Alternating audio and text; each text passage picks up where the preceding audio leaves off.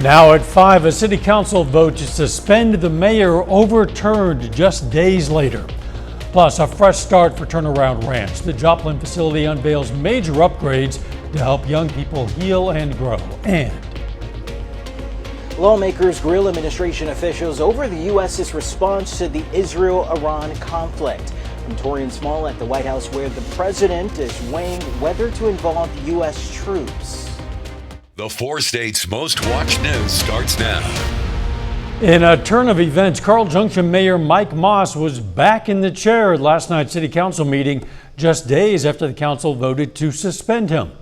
This is KOAM News at 5. I'm Dow Quick. The discussion to suspend Mayor Moss started during the May 20th city council meeting.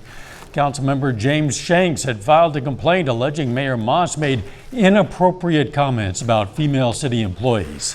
The council unanimously agreed to hire Lauber Municipal Law to investigate that complaint.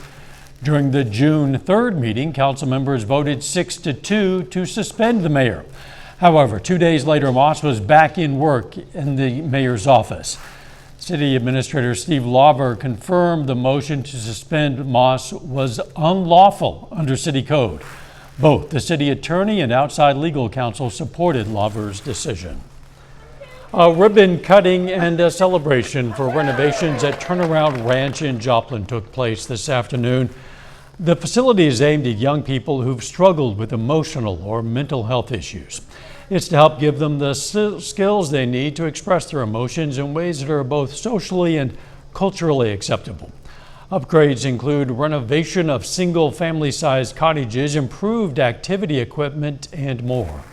But the transformation was really about bringing the facilities up to the level of clinical care that we've always provided here, just to get a higher quality of living for these kids, because these kids come from some very difficult homes. They've probably never lived in a facility quite like this, and it's really good for their mental health. Golf cart guided tours also took place immediately following the ribbon cutting. This is Precious Moments Chapel Day, celebrating the anniversary of the chapel's opening and dedication in 1989. Community members were invited to participate in family fun, including face painting, a passport scavenger hunt, and for the first time, storytime sessions held in the chapel itself. The celebration brought people of all ages out to enjoy activities and explore the grounds. Events here at the chapel are always our main priority. Mr. Butcher always said anyone and everyone is welcome here. So as in the events, all of them are geared towards the youngest to the oldest that can come out and enjoy us. June 18th is recognized as Precious Moments Chapel Day by the Missouri governor. Precious Moments holds several events throughout the year, including their family reunion event starting October 8th. Let's check in with Chief Meteorologist Doug Heddy now for a first look at the weather. Well, after all the severe thunderstorms that we had roll through last night, heavy amounts of rain, once again, we just haven't been able to get much of a break. We do still have a few isolated little guys out there, not too strong, but if you get stuck underneath one of these, you'll get a pretty good downpour for at least 5 minutes, but you can see some isolated guys continuing to push through. Also have a couple scattered thunderstorms that will kind of swing through central Missouri later on tonight, but overall I think a good chunk of us staying dry. So you can see those scattered thunderstorms getting into our northern counties and then pushing east. Here's 11 p.m. but pretty much dying as they do so, and then we're pretty quiet as we go through the rest of the overnight hours. Warming up, lower 80s for us right now, but it gets hot down the road. We're going to look at that here in a bit. Catch in a few. On the 6th day of conflict between Israel and Iran, President Trump is weighing his options. He's said he's losing his patience with Iran as he considers whether to join Israel's airstrikes on Iran's nuclear site. Torian Small reports from the White House. President Trump says he's still trying to decide whether U.S. forces will join Israel in carrying out airstrikes on Iran. I may do it.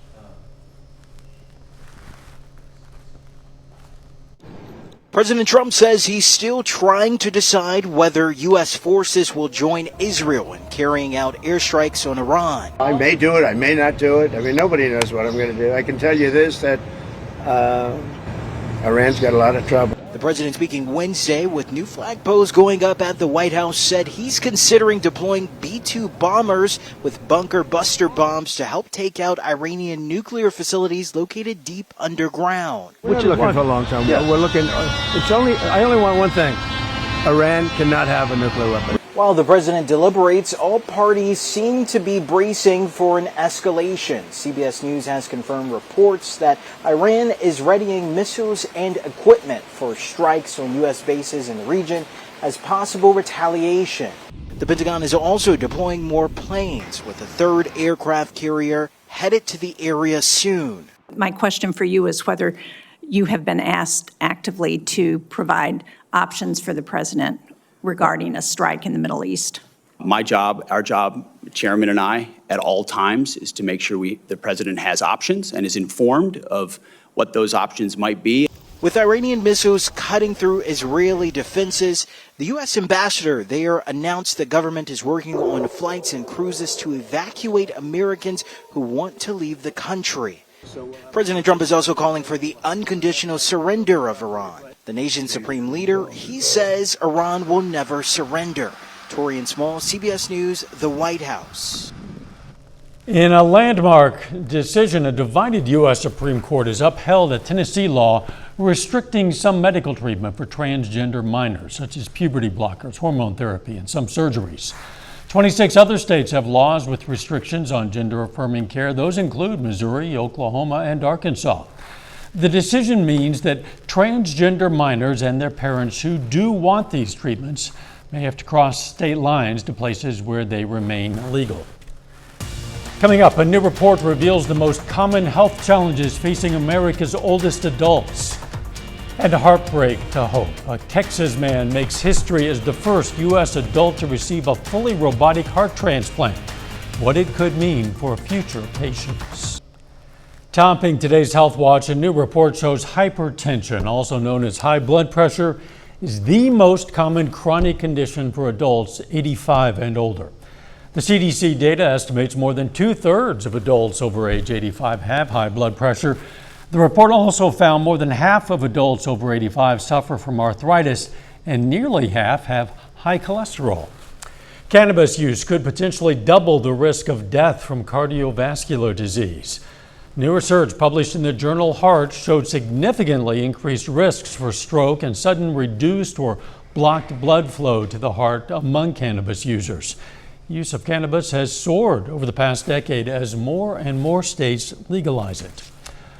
For the first time ever in the U.S., surgeons say they've successfully performed a fully robotic heart transplant on an adult patient. It happened at Baylor St. Luke's Medical Center in Houston in March. In an interview with CBS News, the 45-year-old recipient says he has a new life. Janet Shamlian has that story. 45-year-old Tony Ibarra is a one-of-a-kind patient. It's a true blessing. The first U.S. adult to undergo a successful, fully robotic heart transplant. I'm always going to have this little scar, but it's okay. It's great. Ibarra suffered a stroke in 2022, leading to advanced heart failure. Surgeons at Baylor St. Luke's Medical Center in Houston say in March, they used a surgical robot to make small incisions to replace his heart with a donor organ, eliminating the need to break his breastbone and open his chest. I'm just grateful that they did what they could. They did everything they could do for me, and that's what I asked. I told them, do what you can to save my life. And that's what they did, and I'm really grateful for that. Ibarra walked out of the hospital healthy 1 month later. You don't have the major opening of the chest. And what that allows for a quicker recovery time, because the less you need to break open the skin, the muscles, the bone. Dr. Emdad Makarios is a cardiologist at New York's Northwell Health. Allowing this type of device to be able to do an actual heart transplant is really a major advance, because now you're talking more precise targeting of the area that you're looking at. Decreased infection rates, reduced even sometimes surgery time. Janet Shamlian, CBS News, Houston. Wow, that is a look at today's health news. A little bit later, our pet vet on call. Hi, I'm Dr. Eva Dudek from Parsons Pet Hospital. Coming up, we're going to talk about what's a healthy weight for your dog. Plus, our temperatures are going to start to heat up over the next few days. We'll look at that coming up. It definitely turned out to be a much calmer day for us on this Wednesday. Temperatures into lower 80s. Of course, we had big time storms last night. A lot of severe weather pushing through. Very loud night as well across the region. We do still have some hit miss little thunder showers out there. Not a big deal, but if you get stuck underneath one of these over the next few hours, it's going to pour on you for about 5 minutes. You can see a couple popping up. Labette County, one kind of racing through Jasper County. A couple little sprinkles near Neosho. Besides that, we're pretty calm. We do have a few additional little thunderstorms. You can see one little severe thunderstorm warning north of Emporia. It's summertime. It doesn't take much to get a little bit of a hailer out there. But these are going to kind of swing through next couple hours. Not that big of a deal. And then it really kind of calms down for us later on tonight. So you can see those hit-miss scattered thunderstorms. Here's 8 p.m. kind of swinging through right through central Missouri. Here's 11 p.m. Any little scattered thunderstorms out there kind of racing out of here. Then we look pretty good. The rest of the night, clear skies across the region. All right, so temperatures right now, 77 in Monette, 78 in Anderson, 79 in Welch. Neodesha, a little bit warmer, 83, it's 80 in Iola. Through the evening, we slide back through the 70s. Again, we could see a couple random showers, but not a big deal whatsoever. All right, looking down the road, warming up, upper 80s. Next couple days, we're going to stay mainly dry. Heat kind of kicks in over the weekend. 90s start to roll in. And then it looks like for us next week, those pop-up thunderstorms return. Very summer-like pattern, but also staying hot. Temperatures near 90 degrees. Not extremely hot. The humidity is not going to be too high. It's just going to be very typical for the end of June. Here's what caused all this. Upper level wave. So all of our severe weather now racing east. Parts of Indiana pushing into the Ohio River Valley. And if we look down the road, so this system moves out, high pressure builds in. We're under that heat dome, so that's why it heats up a little bit, but it also keeps us mainly dry.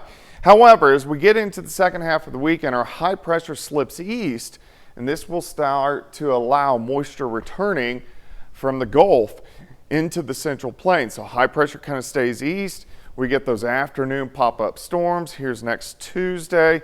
And then as high pressure breaks down late next week, we get upper level waves in here and our rain chances start to go up once again. So definitely enjoy the dryness across the region as we go through the next couple days, because we do need to dry out. All right, moving into the morning, upper 60s.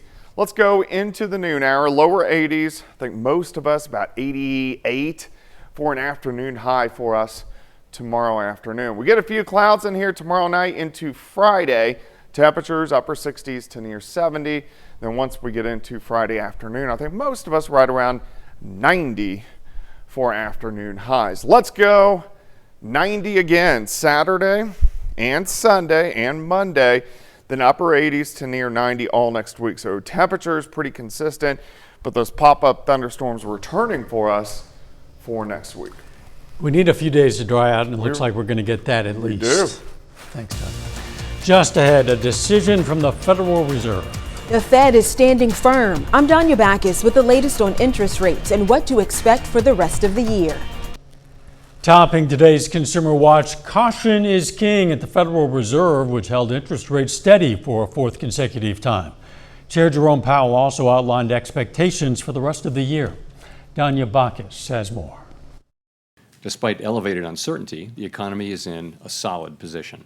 The Federal Reserve played it predictable, leaving its key interest rate unchanged for the fourth straight time, despite political pressure to make cuts. They call him too late, pal, because he's always too late. President Trump ramped up his criticism of Federal Reserve Chair Jerome Powell in advance of the announcement Wednesday, again calling for lower rates. I do it every way in the book. I'm nasty, I'm nice.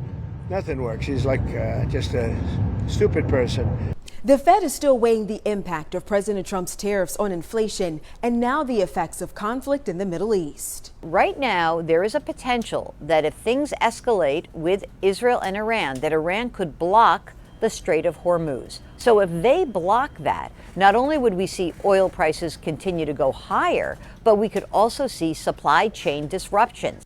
Fed policymakers predict higher inflation this year, but the central bank still sees room for 2 interest rate cuts by the end of the year. There's a range of possibilities on how large the inflation effects and the other effects are going to be. So we'll make smarter and better decisions if we just wait. And while borrowers will still struggle under higher interest rates, savers can earn between 3.5% and 4.5%. If you're not earning that, if your bank, if your financial institution is not paying you that kind of interest, go find that interest rate. If businesses and consumers continue to rein in spending, that could give the Fed reason to make a move. Danya Backus, CBS News, Los Angeles. The latest government data show inflation is much tamer, but still lingering above the Federal Reserve's 2% target rate. More Americans are pulling back on shopping. The latest Commerce Department report shows that retail sales fell 0.9% last month. It's a bigger drop than expected. Vehicle sales in particular took a hit in May, following a big surge in purchases earlier this year as consumers tried to get ahead of President Trump's 25% foreign auto tariffs. But Amazon is hoping to turn some of those numbers around. The e-commerce giant has announced its Prime Day date or dates spanning from July 8th to July 11th. This is Amazon's 10th year doing the Black Friday-like summer sales event on electronics, clothing, and other products. It's also the first time the event will be 4 days long. Amazon says last year was its biggest Prime Day yet, with more than 200 million items sold by independent sellers in just 2 days. A final check of the forecast next. Up next on the CBS Evening News, shopping for a used car? We'll get ready for some sticker shock. We're going to explain what's driving prices. Then on KOAM News at 6, we get an inside look at renovation work now underway at Pittsburgh's historic Best Hotel. Also, the McDonald County, Missouri Sheriff's Office will soon join a television documentary series. And Arkansas baseball plays another elimination game in the College World Series. Stay with us. CBS Evening News, then KOAM News at 6. Various dog breeds can have very different body types, and that can cause confusion for pet owners. What's an appropriate weight for, say, a Chihuahua as opposed to a Bulldog, a Greyhound versus a Bloodhound? What about mixed breeds? Well, that brings us to today's question for our pet vet on call. What does a healthy weight look like for my dog? Numbers for monitoring weight are not any good. You want to go by body condition score, and a good body condition score is where you can feel the backbone and ribs but not see them, and that's underneath the fur, not the fur. When you look down upon the dog, between the chest and the hips, there should be a waist. If you're seeing love handles, we're getting too pudgy. When you look at the dog from the side, this is number 3, between the chest and the hips, there should be an upward tuck. If that upward tuck is starting to sag down, we're getting too pudgy. So too fat is not good, but too skinny is not good either. And what you really want to do is have a little bit of fat under your skin, but not necessarily as much as some of us like to carry. You know, we invite questions from anyone. If you have a question, you just send it to petvet@koamtv.com. Dr. Eva Dudek from the Parsons Pet Hospital answers a different question or brings us a fun fact every Wednesday right here on KOAM News at 5. You can also find answers to previous questions on our website. All right, let's check out our picks of the litter for the week. From the Joplin Humane Society, we've chosen this adult male poodle named Boss. And from the Southeast Kansas Humane Society, a year-old domestic short-haired cat, a female named Meatball, for reasons we do not know. If you're looking for a pet, why not check out your local Humane Society? At the moment, pretty good weather to get outside with the pet. Yeah, we are going to have a few isolated little thunderstorms as we go through the evening hours, but drier trend over the next few days. 88 Thursday, 90 Friday. Thanks for joining us. CBS Evening News is next. Of course, we're going to be right back here at 6. Let's make it a great evening.